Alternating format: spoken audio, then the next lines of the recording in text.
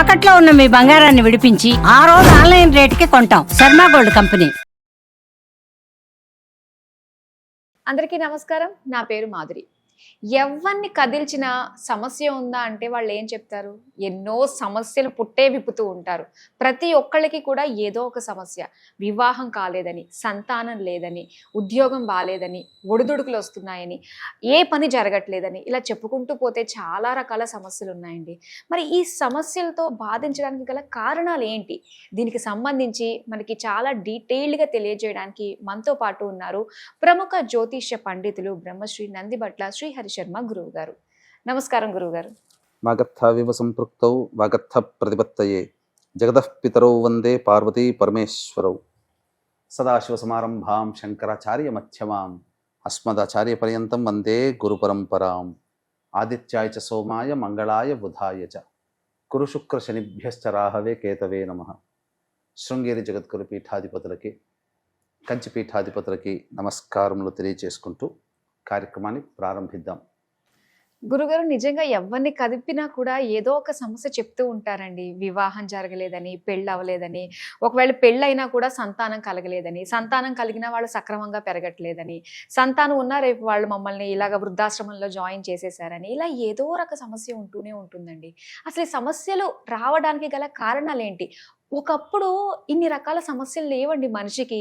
ఈ రోజుల్లో మనిషి ప్రతి అడుగుకి కూడా ఒక్కొక్క సమస్య ఎదురవుతుంది. రీజన్స్ ఏంటంటారు అసలు? ప్రధానంగా మనం గమనించుకుంటేనమ్మా, మీరు అన్నట్టుగా ఒకప్పుడు ఎంతోమంది శాస్త్ర ప్రకారం నడుచుకునేవాళ్ళు. ఆ కారణం చేత దేవతా అనుగ్రహం సంపూర్ణంగా ఉండడం వల్ల ఒకప్పుడు అవే గ్రహాలు, ఇప్పుడు ఇవే గ్రహాలు. కానీ ఆ గ్రహ ప్రభావం అప్పుడు శాస్త్రాన్ని గమనించి వెళ్ళినటువంటి వాళ్ళని ఏ రకంగా ఇబ్బంది పెట్టలేదు. పైగా గమనించుకుంటే ఈ రోజుల్లో అనేక రకాల సమస్యలు.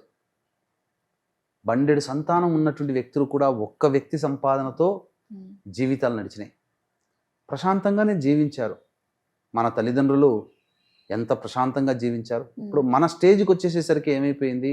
ఉరుకు పరుగుల జీవితం. ప్రధానంగా లేస్తూనే అనేక రకాల సమస్యలు మానవుని చుట్టుముడుతున్నాయి. ఎంతమంది సంతానం ఉన్నా పెళ్ళిళ్ళు అయిపోయాయి. ఇప్పుడు ఎంతమంది కూడా పెళ్ళిళ్ళు కావట్లేవు. ఒకప్పుడు ఏదో 1-2 కులాల్లో తప్ప అందరికీ పెళ్ళిళ్ళు జరిగేటివి. కానీ ఇప్పుడు అన్ని కులాలలో ఇదే పరిస్థితి. వివాహం కావాల్సిన అబ్బాయిలకి అమ్మాయిలకి సరైన సంబంధాలు దొరకట్లేవు. ఏళ్ళు గడుస్తున్న వివాహాలు కాకుండా ఇబ్బందులు పడుతున్నటువంటి వాళ్ళు, వివాహమైన సంతానం కలగనటువంటి వాళ్ళు, అన్నీ బాగున్నా దాంపత్యం సరిగ్గా లేక. విచిత్రం ఏంటంటే 50 ఏళ్ళు గడిచిన తర్వాత 20-25 ఏళ్ళు సిల్వర్ జూబ్లీ దాంపత్య జీవితంలో ఉంటారు. గ్రే డైవర్స్ అని చెప్పి లాటరల్ ఏజ్లో దాంపత్య విభేదాలు కలిగి డైవర్స్ వెళ్తున్నారు. ఇలా కొంతమందికి అయితే అనేక రకాలుగా 4 పెళ్ళిళ్ళు 5 పెళ్ళిళ్ళు అవుతున్నాయి. అసలు సంతానం కలిగితే వంశోద్ధారకుడే పుట్టట్లేరు. పుట్టిన మానసిక శారీరక లోపాలతో జన్మిస్తూ ఉన్నారు. అనేక రకాల సమస్యలు. ముఖ్యంగా ఏ పని చేసినా కలిసి రాకుండా ఉంటుంది.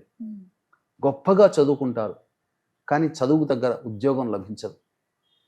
వీటన్నిటికీ కారణాలు ఒకప్పుడు ఉన్నా ఇప్పుడు ఎక్కువగా బాధిస్తూ ఉన్నాయి.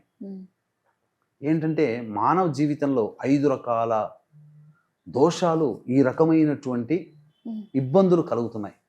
5 రకాల దోషాలు ప్రస్ఫుటంగా జాతకంలో ఉండడం వల్ల. ఏంటి ఆ దోషాలు అంటే? స్త్రీ శాపము, గురు శాపము, దైవ శాపము, సర్పశాపము, పితృశాపము. ఈ 5 రకాల శాపాలు ఉన్నటువంటి వ్యక్తికి ప్రశాంతత లేని జీవితం. గొప్ప గొప్ప Jubilee hills, Banjara hills, film Nagar, ఇలా గొప్ప గొప్ప ఇళ్లల్లో ఉంటుంటారు. కానీ వాళ్ళకెవ్వరికి కూడా సంతోషం ఉండట్లేదమ్మ చాలామంది జీవితాల్లో. ఎందుకు కారణం అంటే సంపాదన చాలా ఉంటుంది, కడుపు నిండా భోజనం చేయలేడు, అనేక రోగాల పుట్ట. మరీ విచిత్రంగా అనంటే అసలు మందులకి నయం కాని రోగాలతో బాధపడుతూ ఉంటుంటారు. మరి ఇంకొకటి ఏంటనంటే అసలు చాలామంది ఎన్ని డయాగ్నోస్ చేసినా, ఎన్ని టెస్టులు చేసినా రోగం బయటపడదు. డాక్టర్లు అనుకుంటారు ఏ రోగం లేదయ్యా, ఒక భ్రాంతి, ఆ భ్రాంతి తగ్గించుకో అని అంటుంటారు. కానీ పడేవాడికి తెలుస్తుంది ఎంత బాధ ఉందో. అవును. ఇలాంటివన్నీ కూడా ఇంకా అసలు చెప్పాలి అని అంటే ఈ శాప ప్రభావాలు అనేటువంటి ఉన్నటువంటి కుటుంబాలలో కుటుంబ సభ్యుల మధ్య అవగాహన ఉండదు. తల్లిదండ్రులకి సంతానముతో మంచి అవగాహన ఉండక ఎప్పుడు కీచులాట, సోదర సోదరిమణుల కీచులాట ఉంటుంది. ఇలా అనేక రకాల సమస్యలకి కారణం ఈ 5 రకాల శాప ప్రభావాలమ్మ. ఇవి జాతకాన్ని అనుసరించి గత జన్మ కర్మదోష ప్రభావం ఉన్నప్పుడు ఇవి బయటపడతాయి. దానికి సంబంధించినటువంటి పరిహారాలు చేసుకున్నటువంటి మానవుడికి ఈ శాపాల నుంచి ఎప్పుడైతే బయటపడతాడో అప్పుడు అతని యొక్క జాతక చక్రశుద్ధి జరుగుతుంది. ఆ చక్రశుద్ధి జరగడం ద్వారా అతనుకున్నటువంటి రావాల్సినటువంటి యోగాలు, పట్టాల్సిన యోగాలు, రాజయోగాలు అన్నీ పట్టి అద్భుతంగా ఉంటుంటాడు. తినడానికి తిండి లేకుండా గడిచినటువంటి 30 సంవత్సరాల జీవితంలో వాళ్ళని చూస్తున్నాము. అకస్మాత్తుగా వాళ్ళ జీవితంలో పైకి ఎదిగారంటే వాళ్ళు చేసుకున్నటువంటి పరిహారాల ప్రభావం. ఎంత కష్టపడ్డా ఫలితం దక్కనటువంటి వాళ్ళకి పరిహారాలు చేసుకున్న తర్వాత కష్టానికి తగ్గ ప్రతిఫలం పొందుతారు. అది చాలు మానవుడికి. ఏదో ఎదుటివాడి సొమ్ము రావాల్సిన పని లేదమ్మా. కష్టపడిన కష్టానికి తగ్గ ప్రతిఫలాన్ని గనక మానవుడికి పొందితే చాలు, వాడు అన్ని రంగాలలో విజయాన్ని పొందుతాడు. ఇప్పటికీ ఎదుటివాడి సొమ్ము పక్కకు పెట్టండి, వాడి కష్టానికి వాడు తినలేకపోతున్నాడు ఈ రోజుల్లో. మరి ఇవన్నీ కూడా దోష ప్రభావాలు, ఇవన్నీ తెలియదు. ఇవన్నీ కూడా శాపాలకి వల్ల రీజన్స్ ఇలా అనుభవించాలి ఇవ్వాలేనమ్మా, అంతే కదమ్మా. ఇప్పుడు మీకు ఉదాహరణకి చిన్నపిల్లలు భోజనం చేస్తున్నారు అనుకోండి, ఎవరైనా చూసి కన్ను దృష్టి పడితే చిన్నపిల్లలు అప్పటి నుంచి భోజనం చేస్తారు. ఆ దిష్టి తీసేంత వరకు ఆ పిల్లలు ముట్టారు. ఒక మానవుడి కంటి చూపుకి అంత ప్రభావం ఉంటే శాపాలు అనేటువంటివి కుటుంబంలో ఉన్నప్పుడు మరి ఆ ప్రభావం నుంచి బయట పడకపోతే మనిషికి మార్గం లేదు. అందుకే పరిహారాలు అనేటువంటి చేసుకోవాలి. దీన్ని దృష్టిలో పెట్టుకుని 2013 నుంచి ఈ 5 రకాల శాప ప్రభావాల నుంచి బయటపడడం కోసం ప్రతి నెల ఈ కార్యక్రమాలు చేయిస్తున్నాం. 1000 మందికి ఇప్పటిదాకా చేయించాం. అందరూ సంతోషంగా ఉన్నారు. అయితే గురువు గారు, నాకు ఒక సందేహం అండి. ఇప్పుడు అంటే చాలా మంది ఉంటారు ఇలాంటి పరిహారాలు చేసుకుంటే అన్ని కూడా చక్కబడతాయి అని చెప్పేసి. అంటే ఇప్పుడు ప్రజలు ఎవరిని నమ్మితే వాళ్ళు ఏదైతే పరిహారాలు సక్రమంగా చేసుకుంటే వాటి నుంచి బయటపడతారంటారు? అంటే నమ్మకంలో కూడా ఉంటుంది కదండి, వీళ్ళు సరైన వాళ్ళ, ఎవరి దగ్గరికి వెళితే వాళ్ళు ప్రాబ్లమ్ సాల్వ్ చేస్తారు అన్నది తెలుసుకోవాలంటే ఎలా తెలుసుకోవచ్చు అంటారు? ప్రతి వృత్తిలో ఉన్నాయమ్మా, మంచి చెడు ప్రతి వృత్తిలో ఉన్నాయి. ఇప్పుడు న్యాయబద్ధంగా వెళ్ళేవాడికి ప్రస్తుత కాలంలో అపజయం ఉండవచ్చు కాక, కానీ భవిష్యత్తులో విజయం.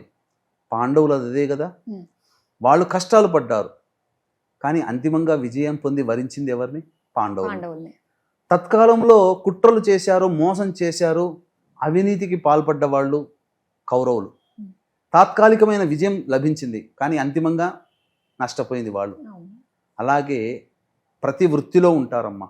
ఏ వృత్తిలో వీళ్ళే మంచివాళ్ళు అని చెప్పడానికి లేదు. ప్రతి వృత్తిలో, ప్రతి ఉద్యోగంలో మంచి చెడు, నిజాయితీగా పనిచేసే ఆఫీసర్ లేరా? లంచాలు తిని పైకి వచ్చిన వాళ్ళు లేరా? వాళ్ళ కుటుంబాలు ఏమైనా బాగుపడ్డాయా? లంచాలు తీసుకుని ఉన్నటువంటి కుటుంబాల్లో, నిజాయితీగా ఉన్న కుటుంబాల్లో చిన్న పోస్టులో ఉన్నటువంటి వాళ్ళు కూడా కుటుంబం సంతోషంగా ఉంది అంటే వాళ్ళ సంపాదన నిజాయితీ. అలాగే దీనికి మా ప్రొఫెషన్ ఏమీ అతీతం కాదు.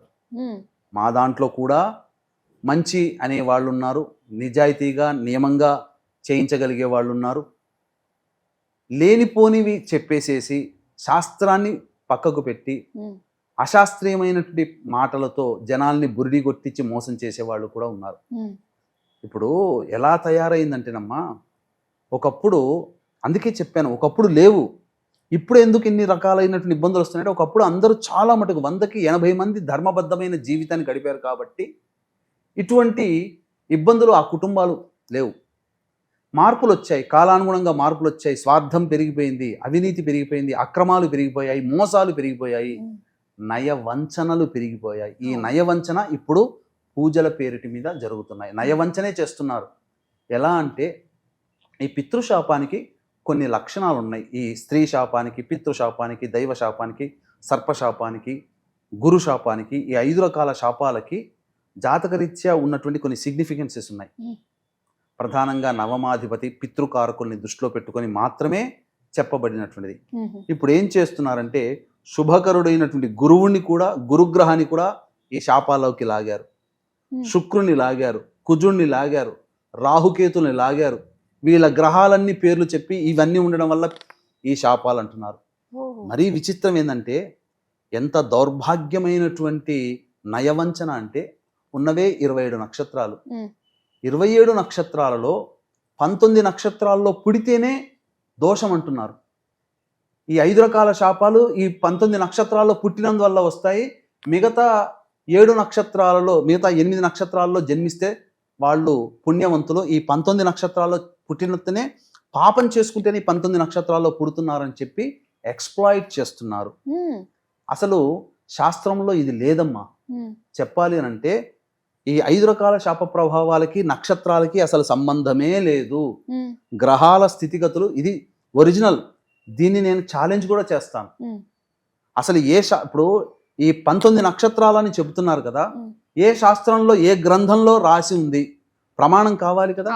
ఏదైనా ఒకటి జ్యోతిష శాస్త్రం ప్రకారము నీకు ఈ సంబంధించినటువంటి యోగం ఉందయ్యా అని అంటే ప్రమాణం ఏంటంటే చూపించాలి.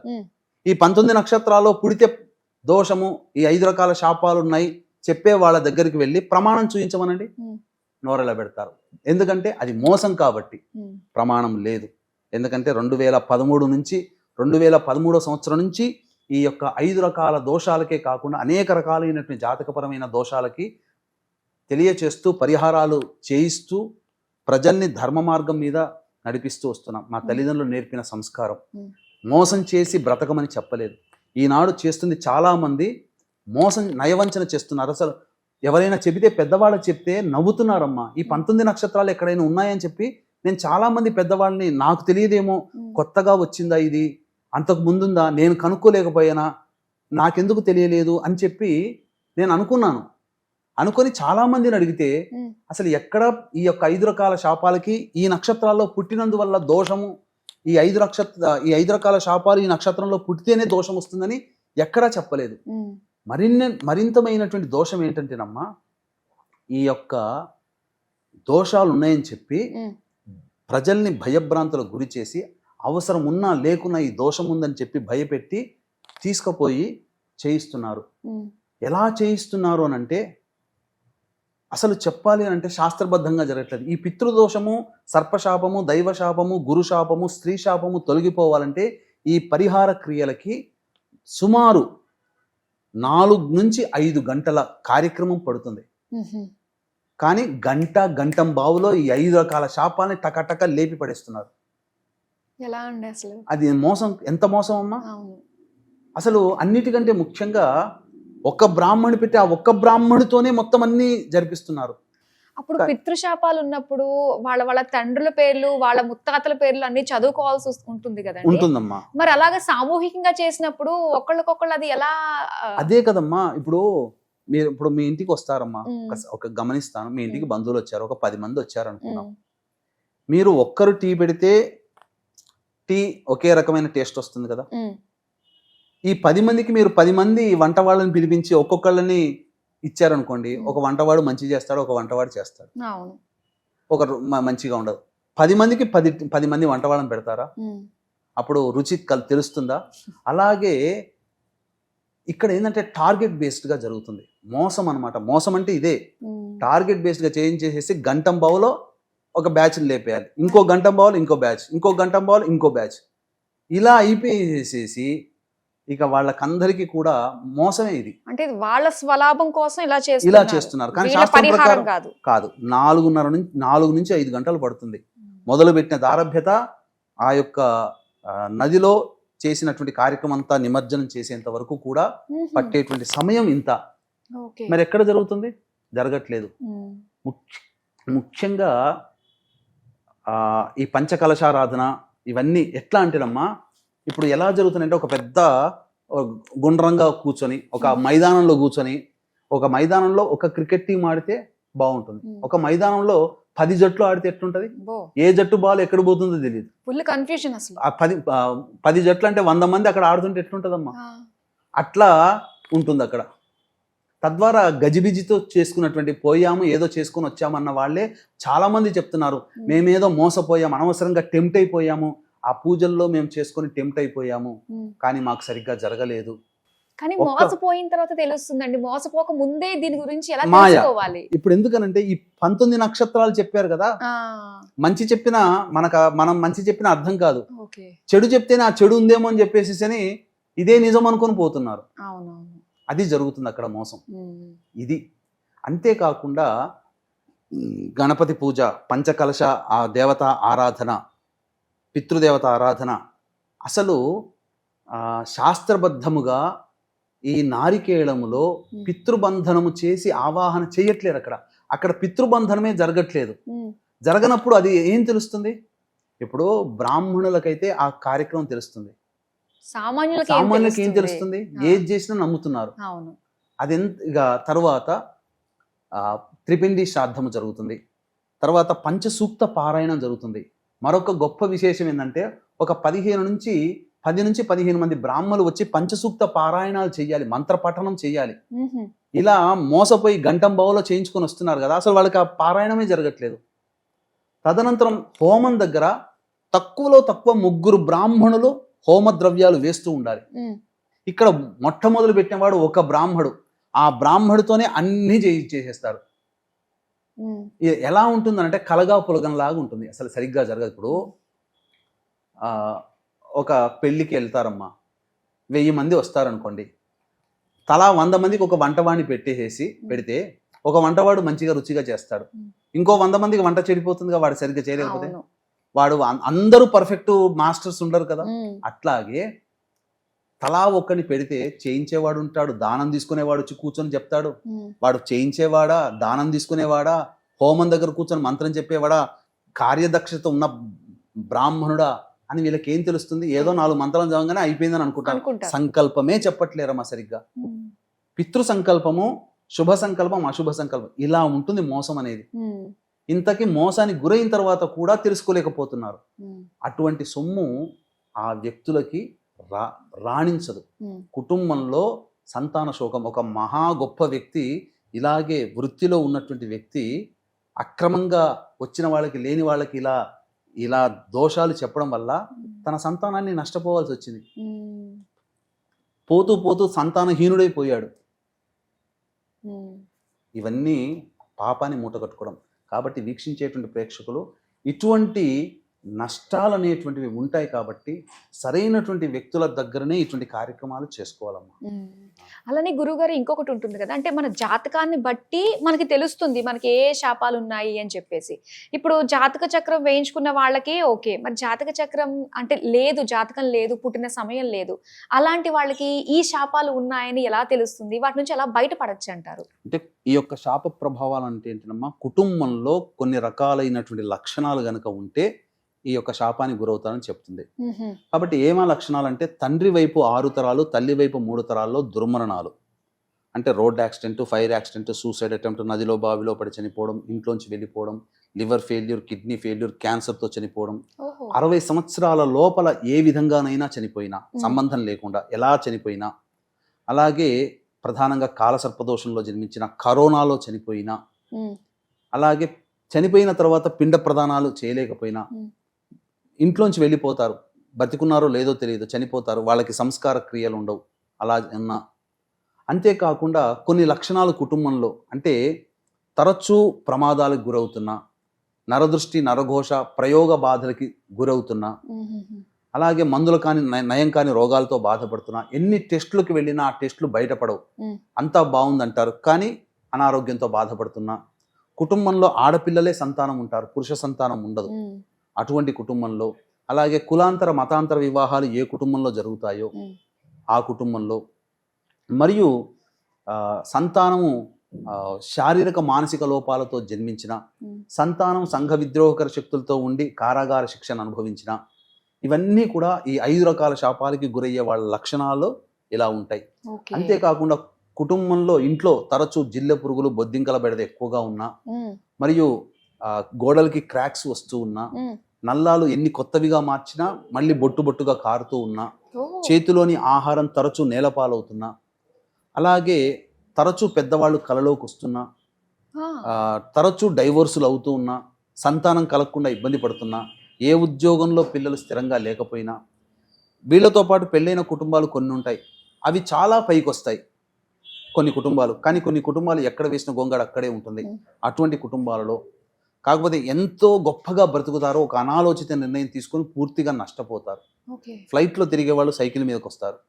అటువంటి కుటుంబాలలో ఏ కుటుంబంలోనైతే స్త్రీ హత్య, గోహత్య, బ్రాహ్మణ హత్య చేసిన, పిల్లిని చంపిన, పాముని చంపిన, ఇవన్నీ కూడా పితృశాపాలే, సర్పశాపాలే, స్త్రీ శాపములే, అలాగే దైవ శాపము, గురు శాపములు, ఈ 5 రకాల శాపాలు ఉన్నటువంటి కుటుంబంలో ఈ లక్షణాలు ఉంటాయి. కాబట్టి నిజాయితీగా జరిగేటువంటి వాళ్ళ దగ్గర ఈ కార్యక్రమాలు చేసుకోవాలి. చాలా మంది తెలియక డైరెక్ట్గా పోతుంటుంటారు, దానివల్ల కూడా నష్టమే.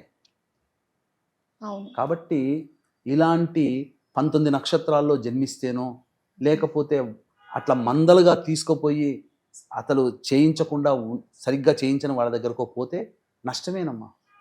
డబ్బు కన్నా సమయం విలువ కదమ్మా. ఈ రోజు పోతుంది, అసలే ఒక బ్రాహ్మడికి ఇచ్చాములే, వాడికి ఏదో రుణం ఉండిపోయాం అందుకే ఇచ్చాములే అని అనుకుంటాం, కానీ విలువ సమయం మళ్ళీ వెనక్కి వస్తుందా? లేదు. అది ఇలా అన్నమాట. కాబట్టి చక్కగా పరిహారాలు సరైనటువంటి వ్యక్తుల దగ్గర చేసుకోవాలి. అంటే మీరు చెప్పిన ఎవరికైతే ఇబ్బందులు ఎలాంటి వస్తాయి, ఎలాంటి లక్షణాలు ఉంటే ఎలాంటి వాళ్ళు చేయించుకోవాలి అని ఏదైతే చెప్పారో, ఆల్మోస్ట్ ప్రతి ఒక్కరికి కూడా ఇలాంటి సమస్యలు, ఇలాంటి లక్షణాలు ఉంటాయి. అందరూ కూడా చేసుకోదగిందే. కానీ ఎవరి దగ్గర చేసుకోవాలి అన్నది మీరు తెలియజేశారు. ప్రతి ఒక్కరికి కూడా చాలా అవసరం గురువుగారు ఇది.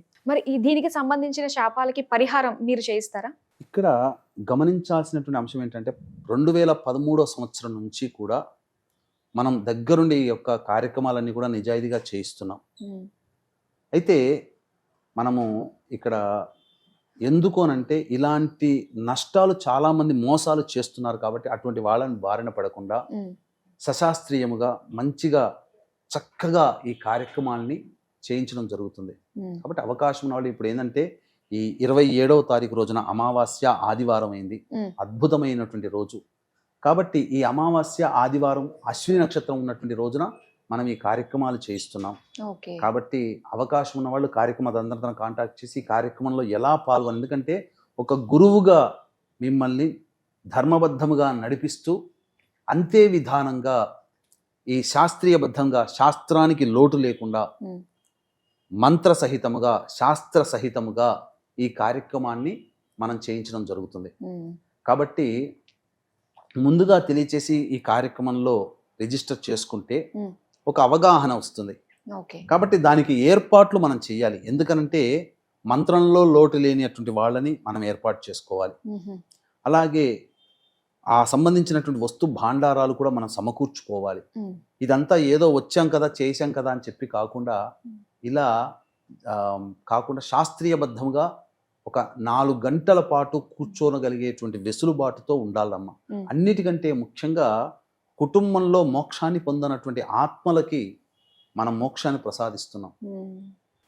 గురుగారు, అలానే అసలు ఈ శాపాలు అన్నది ఎందుకు వస్తాయి? అందులోనూ మీరు ఇంకొకటి అన్నారు కదా, పితృశాపం అని. మన వాళ్ళే మనల్ని ఎందుకు శపించాల్సి వస్తుంది అంటారు? ఈ శాప ప్రభావాలు అనేటువంటి ఎందుకు కలుగుతాయంటేనమ్మా, కుటుంబంలో దుర్మరణం ఎందుకంటే దీనికి కొంత ఓపిక ఉండాలి. ఎందుకంటే దీనికి అధ్యయనం చేయడానికి కొంత ఏంటనంటే, కుటుంబంలో దుర్మరణం పాలైన వ్యక్తికి, అంటే ఎవరైనా కానీ పుట్టిన మనిషి గిట్టక మానదు, గిట్టిన మనిషి మళ్ళీ జన్మించక మానదు. కాబట్టి ఈ ప్రయాణంలో మరణించిన తర్వాత ఆత్మ తన కర్మని చేసుకున్నటువంటి దానికి ప్రకారం మళ్ళీ శిక్షను అనుభవించి మళ్ళీ జన్మెత్తాలి. ఇలా దుర్మరణం పాలైనటువంటి ఆత్మ ఏదైతే ఉంటుందో, ఈ ఆత్మ ఏంటంటే త్రిశంకు స్వర్గంలాగా మధ్యలో ఆగిపోతుంది. మోక్షాన్ని పొందే అర్హత ఉండదు. ఇక్కడ కొడుకులు ఏమనుకుంటారంటే, గొప్పగా మేము పిండ ప్రదానాలు చేశాము, అన్ని కార్యక్రమాలు చేశాము, మా నాన్నకి అమ్మకి చెయ్యని అంటూ లేదు అని అనుకుంటుంటారు. కానీ వాస్తవానికి దుర్మరణం చెందిన తర్వాత ఈ శాప నివృత్తి చేసుకోకపోతే ఆ ప్రేత త్రిశంకు స్వర్గంలాగా ప్రేత రూపాన్ని పొంది బాధని అనుభవిస్తుంది. ఎలాంటి బాధని ఆ యొక్క ఆత్మ అనుభవిస్తుందంటే, ఒక స్త్రీమూర్తి డెలివరీ అవుతుంటుంటే ఎంత నరకాన్ని చూస్తుందో అంతకంటే 1000 రెట్ల బాధని ఆ ప్రేత అనుభవిస్తుంది. దాన్నే నరకయాతన అంటారు. నరకయాతన అని మనం సాధారణంగా అంటాం. దానికి అసలైన అర్థము మోక్షాన్ని పొందని ఆత్మ పడే వేదనే బాధే ఈ నరకయాతన. కాబట్టి మనకు కడుపు నొప్పో కాళ్ళు నొప్పి వస్తే డాక్టర్ దగ్గర పోతాం, మందు రాసుకుంటాం, తగ్గించుకుంటాం. మరి ఆ బాధపడుతున్నటువంటి ఆత్మ మనకు ఎలా తెలియచేయాలి? కలియుగంలో మాట ద్వారా, చూపు ద్వారా మన కంటి కనబడవు, వినబడవు. కాబట్టి తరచూ మన జీవితంలో కొన్ని కష్టాలు కలుగచేస్తూ ఉంటుంటాయి. తరచూ మనం చేసే ప్రయత్నంలో ఆటంకాలు వస్తూ ఉంటుంటాయి. ఇవి ఎందుకు కలుగుతున్నాయని చెప్పి మాలాంటి వాళ్ళ దగ్గరికి వచ్చినప్పుడు, జాతకాన్ని పరిశీలన చేసినప్పుడు, అప్పుడు ఈ దోషం ఉందని చెప్పినప్పుడు, ఈ 5 రకాల దోషాలకి నివృత్తి చేసుకోవాలి అన్నప్పుడు, ఈ విన్నటువంటి వ్యక్తి గురువు ఆధ్వర్యంలో చక్కగా జరిపించుకోవడం ద్వారా ఆ శాప విముక్తి కలుగుతుంది. నాకింత నరక బాధల నుంచి నన్ను బయటపడేసిన వ్యక్తికి శుభం కలుగుగాక అని చెప్పి ఆశీర్వదించి వెళ్ళిపోతుంది. ఆ శుభం అనే ఒక్క మాట చాలు అన్నీ. ఎందుకనంటే మరి చాలామంది అంటుంటుంటారు, ఇప్పటివరకు ఎన్నో పూజలు చేశామండి, ఆ పూజలన్నీ కూడా దక్కట్లేవు. చాలామంది కుటుంబాల్లో మనం తరచూ వింటుంటాం మన చుట్టుపక్కల, అసలు చెయ్యని పూజ అంటూ లేదు, మొక్కని దైవం అంటూ లేదు, తిరగని పుట్టంటూ లేదు, కానీ ఏం చేసినా మా జీవితాలు ఇంతాగే ఉన్నాయి, బ్రతుకులు పైకి రావట్లేవు అని చెప్పి అసలు చాలా బాధపడుతుంటుంటారు. వాళ్ళ జీవితాల్లో ఈ యొక్క 5 రకాల శాపాలు ఉంటుంటాయి. అటువంటి వాళ్ళు అంటే ఆ పూజలు, ఆ దైవత అనుగ్రహం నిష్ఫలం కాదమ్మా. ఇంటి గేటు ముందరనే ఆ పూజా ఫలితం అంతా ఒక కట్ట కట్టి ఉంటుంది. ఇంట్లో తిష్ట వేసిన ఈ 5 శాపాలు ఎప్పుడైతే వెళ్ళిపోతాయో, మీరు అనగా వీక్షించేటువంటి ప్రేక్షకులు ఇప్పటి వరకు చేసినటువంటి పూజల ఫలితం అంతా వాళ్ళకి పూజ అయిన తర్వాత కలుగుతుంది. చాలా మంది ఏమనుకుంటారంటే ఈ పూజ చేసుకున్నందువల్ల మనకు ఫలితాలు కలుగుతున్నాయి అని అనుకుంటారు. ఈ పూజ చేసుకున్నందువల్ల మీ వంశం వాళ్ళకి మోక్షాన్ని ప్రసాదిస్తున్నారు, అంతవరకే. కానీ ఇప్పటి వరకు మీరు చేసిన పూజా ఫలితం ఈ పూజ తదనంతరం మీరు పొందుతారు. మీ జాతక రీత్యా రావాల్సినటువంటి సక్రమంగా, నిజాయితీగా, సవ్యంగా రావాల్సిన, పట్టాల్సిన యోగాలు అప్పటి నుంచి పడతాయి. ఇదే ఈ యొక్క 5 రకాల శాపాలలో ఉన్నటువంటి బ్యూటీ. కానీ వీక్షించేటువంటి ప్రేక్షకులకి దయచేసి నమస్కారం చేసి తెలియజేస్తున్నాను, ఈ 19 నక్షత్రాలలో జన్మిస్తేనే ఈ 5 రకాల శాపాలు అని చెప్పి ఎవరైతే ప్రచారం చేస్తున్నారో ఆ మాటలని నమ్మకండి. ఇది శాస్త్రంలో లేదు. కేవలం స్వార్థం కోసం, వంచనతో కూడుకున్నటువంటి మాటలు తప్ప ఇంకా వేరే మాట కాదు. ఇది శాస్త్రంలో ఎక్కడా నిరూపణ కాదు అనే విషయాన్ని తెలుసుకోండి. 2013 నుంచి ఈ యొక్క కార్యక్రమాలు చక్కగా శాస్త్రబద్ధముగా, ధర్మబద్ధముగా చేయిస్తూ వస్తున్నాం. అటువంటి మాటలు ఇంతవరకు ఎక్కడా వినలేదు. ఇప్పుడు కొత్తగా చిలక పలుకులు పలుకుతున్నారు. అది డబ్బు, ధనార్జన కోసమే. దీనికి తగిన మూల్యం ఆ భగవంతుడు, ఆ పితృదేవతలు కట్టగట్టి కర్త కారయిత్వ ప్రేరకశ్చ అనుమోదక, ఆచరించినవాడు, దాని వెనకాల ఉండి ప్రోత్సహించినవాడు, వీళ్ళందరూ కూడా ఆ కర్మలో భాగస్థులవుతారు. ఇలా 100 మంది మోసపోయినారమ్మా. అవునండి. అసలు ఎంత దారుణం అంటే, ఒక బ్రాహ్మణుని పెట్టి ఈ తతంగమంతా ఎలా చేయిస్తారు? చాలా తప్పు అది. ఈ యొక్క కార్యక్రమంలో సూక్త పారాయణము, మంత్ర పఠనం చేయడానికి బ్రాహ్మలు కావాలి, 10 నుంచి 15 మంది. హోమం దగ్గర 3 బ్రాహ్మలు కావాలి. పూజ చేయించే విధానం అంతా ఒకడు ఉండాలి. అసలు ఇది శాస్త్రీయ విధానం. 4 నుంచి 5 గంటలు పడుతుంది. ఇది చేయించకుండా కేవలం ధనార్జనే ధ్యేయంగా పెట్టుకొని అక్కడ తాత్కాలికమైనటువంటి ధనార్జనని చూసి సంతోషపడుతున్నారే తప్ప మోసపోయామని చెప్పి గొర్రె కసాయివాణ్ణి నమ్ముతుంది. కానీ గొర్రెలు కాదలుచుకుంటే కసాయివాణ్ణి, ఇలా 19 నక్షత్రాలు పుడితే దోషమని చెప్పే కసాయి వాళ్ళని నమ్మండి. మేము గొర్రెలం కాదు, తెలివి ఉంది మాకు అని అనుకుంటే శాస్త్రీయబద్ధంగా చేయించేటువంటి వాళ్ళ దగ్గరికి చేయించుకోండి.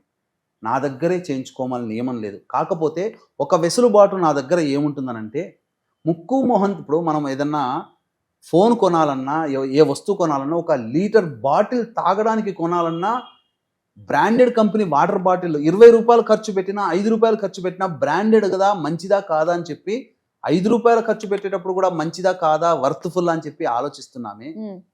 వేలు ఖర్చు పెట్టేటప్పుడు ఆ చేయించే వ్యక్తులు మంచి వాళ్ళ కాదా అని విచారించకుండా పొలంలో గుడ్డెద్దు చేలోబడ్డట్టు పోవడమే. ఒక గొర్రెను అనుసరించి ఇలా గొర్రెలుగా పోవడమే. గొర్రెలుగా పోకూడదమ్మా. మనం గొర్రెలు కాదమ్మా, తెలివి కల్ల వాళ్ళం. మంచి వాళ్ళని మనం ఎన్నుకోగలిగే జ్ఞానం మనకి ఇచ్చాడు. అసలు 19 ఉన్నవే 27 నక్షత్రాలు. ఈ 19 నక్షత్రాల్లో కొన్ని లక్షల మంది, కోట్ల మంది పుడతారు. అందరూ ఈ శాపాలతో గురైతే మరి పెళ్లి కాకుండా ఉన్నవాడు పెళ్లి కాకుండా చనిపోతే దోషం చెప్పాము. ఈ 5 రకాల శాపాలు. రతన్ టాటా మరి ఆయన చేపట్టిన పనులన్నీ ఎలా విజయవంతమయ్యాయి? అవును. ఆయన ఆధ్వర్యంలో. మరి ఆయన కూడా ఆ నక్షత్రంలో పుట్టినవాడే కదా, మరి ఆయన ఏమి ఇబ్బందులు ఉన్నాయా? అదే ఇక్కడ తెలుసుకోవాల్సినటువంటి అంశం ఏంటనంటే ఈ శాప ప్రభావాలు కాదమ్మా, మనకి సంబంధించినటువంటిది సకాలంలో చూసుకోవాలి, సరిగ్గా చేయించే వాళ్ళ కాదా చేసుకోవాలి, అంతే తప్ప నష్టపోకూడదమ్మా. నష్టము అనేటువంటిది మనిషి ఎప్పుడు కూడా నయవంచనకి గురి కాకూడదు, ఇది తెలుసుకోవాలి. చాలామంది చేసే తప్పేంటంటే ఒక వెసులుబాటు మన దగ్గర ఏముంటుందంటే ప్రతి నెల ఈ కార్యక్రమాలు చేయిస్తున్నాం. ఈ ఏప్రిల్ 27వ తారీఖు రోజున కూడా ఈ కార్యక్రమం చేయిస్తున్నాం. అయితే చాలామంది తెలియక వెళ్ళిపోతున్నారు, ఫోన్ తీసేసుకొని వాళ్ళకి తెలిసిన చోట మాట్లాడుకున్న చోట పోతున్నారు. ఆ చేయించే బ్రాహ్మడు మంచివాడ కాదని వీళ్ళకి ఎలా తెలుస్తుంది? అక్కడ టార్గెట్ ఉంటుంది. ఇప్పుడు ఫోన్లో మాట్లాడి ఆర్డర్ తీసుకున్న వ్యక్తి చేయించడు, కేవలం అతను ఆర్డర్ తీసుకోవడం, అతను నియోగిస్తాడు, ఎవరో ఒకరిని పెడతాడు. ఆ పెట్టినటువంటి వాళ్ళల్లో 10 మంది 10 రకాలుగా చేస్తారా? ఇప్పుడు ఒక కంపెనీలో 100 మంది పనిచేస్తారు, ఒక్కడికే బెస్ట్ ఎంప్లాయీ ఎందుకు వస్తుంది? కొంతమంది మంచిగా ఎందుకు ఉంటున్నారు? కొంతమంది ఒక క్లాస్లో 100 మంది ఉంటారు, అందరూ 100% మార్కులు రావాలి కదా, కొంతమంది ఎందుకు వెనకబెడుతున్నారు? ఒక 2-3కే 10 మందికే మంచి ర్యాంకులు ఎందుకు వస్తున్నాయి? అట్లాగే మంచిగా చేయించే వాళ్ళు ఎవరిని తెలుసుకోవాలి. ఇక్కడ ఏంటంటే మన ద్వారా పోతే మనము శాస్త్రీయబద్ధంగా చేయిస్తున్నారా లేదా అని చెప్పి మనం అబ్జర్వేషన్ ఉంటుంది. ఇంకొకటి మంచి వాళ్ళని మనం చూసుకోగలుగుతాం, తద్వారా నిజాయితీగా చేయించగలుగుతాం. చేయించుకున్నందుకు వాళ్ళకి, చేసినందుకు మనకు సంతృప్తి ఉంటుంది. ఇంకా చాలా మంది ఇక్కడ ఏంటనంటే స్వయంగా పాల్గొనలేని వాళ్ళు ఉంటారు, విదేశాల్లో ఉన్నవాళ్ళు, ఆడపిల్లలే ఉన్నవాళ్ళు, అలాగే అనారోగ్యంతో బాధపడుతున్నటువంటి వాళ్ళు, కొంతమంది తండ్రి ఉంటాడు కానీ చేయడం ఇష్టం ఉండదు, అటువంటి వాళ్ళు, భర్త ఉంటాడు భర్తకి చేయడం ఇష్టం ఉండదు, అటువంటి వాళ్ళు ఏంటనంటే బ్రాహ్మణుని కర్తగా పెట్టి చేయించుకోవచ్చు, ఆ ఫలితం ఉంటుంది. ఇది దోషంతో కూడుకున్నటువంటిది. ఏ బ్రాహ్మడు పెడితే ఆ బ్రాహ్మడు ఒప్పుకోడు. పైగా ఈ యొక్క కర్తగా బ్రాహ్మడు ఉండాలన్నా తండ్రి లేని బ్రాహ్మడే పెట్టాలి. ఇది ఇంకొకటి, మనం చేయించేది ఇతర రాష్ట్రాల్లో ఉన్నప్పుడు భాషా భేదం ఉండడం వల్ల ఆ ప్రొనౌన్సియేషన్ సరిగ్గా ఉండదు. అందుకనే కర్తగా పెట్టుకునేటువంటి బ్రాహ్మణులకి సంబంధించి బ్రాహ్మణులు పెట్టేటప్పుడు ఆ పూర్తి బాధ్యత నేను తీసుకుంటాను, సవివరంగా వివరాలన్నీ నేనే తీసుకుంటాను. అక్కడ అన్ని ఆ వివరాలు, ఆ వ్యక్తి వస్తే తన వాళ్ళ కోసం ఏ విధంగా పేర్లు గోత్రాలు ఇవన్నీ చెప్పి చేయించుకుంటాడో అదే విధానంగా నేను అక్కడ ఉండి చేయిస్తాను. ఆ బాధ్యత, ఫుల్ రెస్పాన్సిబిలిటీ కర్తగా పెట్టుకునేటువంటి వాళ్ళకి మాత్రం నేను తీసుకుంటాను. నా వాయిసే ఉంటుంది అక్కడ. ముఖ్యంగా ఏంటనంటే ఇక్కడ కూడా చాలా లోటుపాట్లు. ఈ బ్రాహ్మణుని పెట్టేటువంటి విషయంలో కూడా మంచివాడా కాదని చూడట్లేరు, బ్రాహ్మడైతే చాలనుకుంటున్నారు. ఇది ఉన్నటువంటి ప్రధానమైన లోపం. మనం వృత్తిలో ఉన్నటువంటి బ్రాహ్మణుణ్ణి తీసుకుని వెళ్తున్నాం. ఇది చాలా నియమంగా చేయాలి. ఇప్పుడు బాంబు పెట్టారు అన్నప్పుడు ఆ బాంబుని డిజాల్వ్ చేసే మనిషే వెళ్ళాలి, ఆ మనిషే చేసుకొని వస్తాడు. నేను టీవీలో చూశాను, సినిమాలో చూశాను, ఈ వైర్లు ఇలా అంటే సరిపోతుందని పోయి మనం అంటే మనకు బాంబు బ్లాస్టే, మనం పోతాం. ఈ 5 రకాల శాపాలు అనేటువంటివి కూడా ముట్టుకోవడం అటువంటిదే, బాంబు లాంటిదే. దానికి ప్రత్యేకంగా తర్ఫీదు ఉన్న వాళ్ళు తప్ప ఎవరు పడితే వాళ్ళు చేయడానికి లేదమ్మా, ఇది శాస్త్రం. కాబట్టి మనము చేస్తే ఆ చుట్టుపక్కల ఉన్నటువంటి వాళ్ళు ఎఫెక్ట్ ఎట్లా అవుతారో, ఈ సరిగ్గా చేయలేకపోతే దీని ప్రభావం తరతరాలుగా చేయించే వాళ్ళ మీద కూడా పడుతుంది. కాబట్టి చాలా జాగ్రత్తగా భయభక్తులతో ఈ కార్యక్రమాన్ని 2013 నుంచి ప్రతి నెల మనం చేయిస్తూ వస్తున్నాం. కానీ ఈ మధ్య ఈ 19 నక్షత్రాలని మరీ విచిత్రంగా నవ్వులాట ఏంటంటే, ఈ కార్యక్రమాన్ని చూస్తున్నావంటేనే నీకు పితృదోషం ఉన్నట్టు, పితృదోషం 5 రకాల శాపాలు ఉన్నట్టు, ఈ 5 రకాల శాపాలు తొలగిపోదలిచినాడే నువ్వు ఈ కార్యక్రమాన్ని చూస్తావు, ఈ కార్యక్రమంలో నమోదు చేసుకుంటావు. అంటే ఒక రకంగా మనుషుల్ని ఎంతగా ఒక తెలియకుండా బెట్టింగ్ యాప్లని ప్రమోట్ చేస్తారని, ఇది ఒక రకంగా మనుషులు చేసుకున్నట్టే. ఎక్కడ శాస్త్రంలో చెప్పబడలేదు. నిజంగా దోషమైతే మహర్షులు వీళ్ళందరూ కూడా 19 నక్షత్రాలు నక్షత్ర మండలంలో పెట్టరమ్మా, ఇది మాత్రం ఖచ్చితం. ఇది చాలా శాస్త్రీయంగా చేయించదగినటువంటిది కాబట్టి చక్కగా ధర్మబద్ధంగా ప్రతి నెలా జరుగుతుంది. అందున ఈ ఏప్రిల్ మాసంలో ఆదివారము అమావాస్య అశ్విని నక్షత్రంతో కూడుకున్నటువంటి రోజు కాబట్టి అద్భుతమైన రోజు. చక్కగా ఈ కార్యక్రమంలో నమోదు చేసుకునే ప్రయత్నం చేస్తే దగ్గరుండి చక్కగా చేయిస్తాం. ఓకే గురుగారు, నిజంగా ఇది ప్రతి ఒక్కరికి తెలుసుకోవాల్సింది, వీడియో ప్రతి ఒక్కరికి షేర్ చేయాల్సింది కూడా. ఎందుకంటే ప్రతి ఒక్కళ్ళు మోసపోతూ ఉన్నారు. మీరు చెప్పినట్టుగా ఇది ఒక మంచి అవేర్నెస్ వీడియోలానే నాకు అనిపిస్తుందండి. సో ప్రతి ఒక్కరు కూడా గురుగారు చెప్పినట్టుగానే ఆ యోగ్యత ఎవరికైతే ఉంటుందో వాళ్ళ దగ్గరికి వెళ్ళి చేయించుకున్నట్లయితే మనకి ఏవైతే శాపాలు ఉండి ఏవైతే పనులు జరగట్లేదో అవన్నీ కూడా తదనంతరం వెంటనే మనకి జరుగుతాయన్నమాట. సో గురుగారు ఇంత చక్కగా మాకు వివరంగా తెలియజేసినందుకు ధన్యవాదాలండి. సర్వం శ్రీ ఉమామహేశ్వర పరబ్రహ్మార్పణమస్తు.